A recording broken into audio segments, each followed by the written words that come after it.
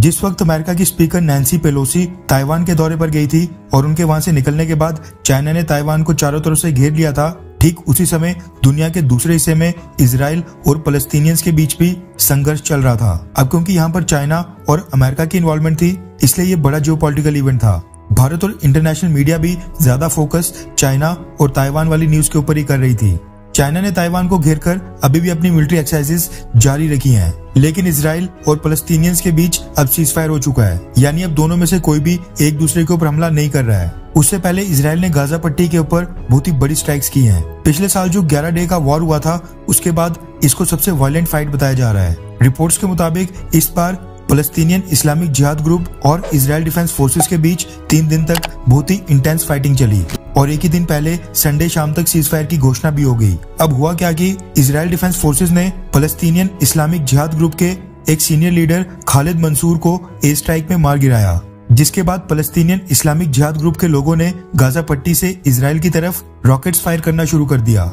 Israel ने जिस terrorist को मार गिराया था, उसके ऊपर इजराइल के खिलाफ अटैक्स की प्लानिंग और प्लॉटिंग के कई सारे आरोप थे और इजराइल डिफेंस फोर्सेस ने इससे पहले उसको मारने के 5 अटेम्प्ट किए थे, लेकिन उनको सफलता बस इसी बार मिली। खालिद मंसूर के ऊपर जब एयर स्ट्राइक हुई, उस समय वो साउथ गाजा में रेफ्यूजी कैंप में छुपा था। एयर स्ट्राइक के बाद इजराइल ने फलस्तीनियन से कहा कि उसका ऑब्जेक्टिव पूरा हो गया है, इसलिए सिचुएशन को एस्केलेट ना किया जाए, लेकिन फलस्तीनियन इस्लामिक जिहाद ग्रुप ने इजराइल की बात नहीं मानी और इजराइल की तरफ लगातार रॉकेट्स दागने शुरू कर दिए। यहाँ पर मैं एक बार फिर से रिपीट कर दूं कि इस बार हमास आतंकी गुट इन्वॉल्व नहीं था। इजराइल डिफेंस फोर्सेस और फलस्तीनियन इस्लामिक जिहाद ग्रुप के बीच फाइटिंग चल रही थी। PIG को ईरान का समर्थन है और इसका हेडक्वार्टर सीरियन कैपिटल डमास्कस में बताया जाता है। गाजा के ऑफिशियल्स का कहना है कि इजराइल की एयर स्ट्राइक्स में कुल 44 फलस्तीनियंस की जान गई है, जिनमें आधे से ज्यादा बच्चे और महिलाएं हैं, जबकि 200 से ज्यादा घायल हैं। वहीं इजराइल ने सबूत पेश करते हुए बताया कि फलस्तीनियन इस्लामिक जिहाद ग्रुप ने इजराइल की ओर जो 1100 से ज्यादा रॉकेट्स फायर किए थे, उसमें से 20% रॉकेट्स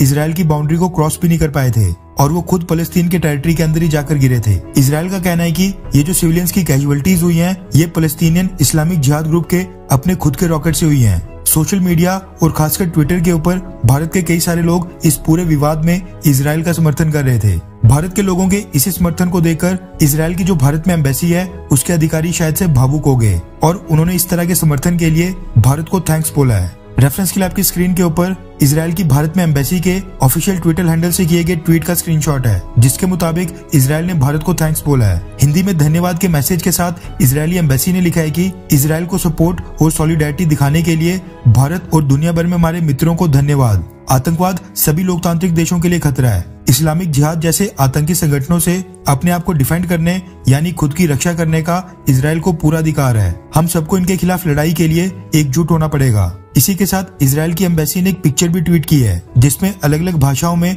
थैंक्स लिखा गया है। पिक्चर के बीचों बीच हिंदी में धन्यवाद भी लिखा है। वहीं इजराइल ने भी फलस्तीनियन इस्लामिक जिहाद ग्रुप के ऊपर आरोप लगाया कि वो लोग सिविलियन एरिया से रॉकेट फायर कर रहे थे, ताकि अगर उनके ऊपर इजराइल स्ट्राइक्स करे तो सिविलियन कैजुअलिटीज ज्यादा हों। सेम यही आरोप एमनेस्टी इंटरनेशनल ने पिछले हफ्ते यूक्रेन के ऊपर लगाया था कि यूक्रेन भी ज्यादा सिविलियन कैजुअलिटीज दिखाकर रशिया के ऊपर प्रेशर डालने के लिए अपने खुद के सिविलियंस को ढाल बना रहा है। इसके अलावा खबर ये भी निकल कर आ रही है कि इजराइल की तरफ से एक भी कैजुअलिटी नहीं हुई है और 1100 से ज्यादा जो फलस्तीनियन इस्लामिक जिहाद ग्रुप ने रॉकेट्स फायर किए थे, उनमें से एक भी रॉकेट इजराइल के आयरन डोम डिफेंस सिस्टम को भेदने में नाकाम रहा। खैर, आपको क्या लगता है कि क्या भारत को भी इजराइल से आयरन डोम डिफेंस सिस्टम परचेज करना चाहिए, हाँ या फिर ना?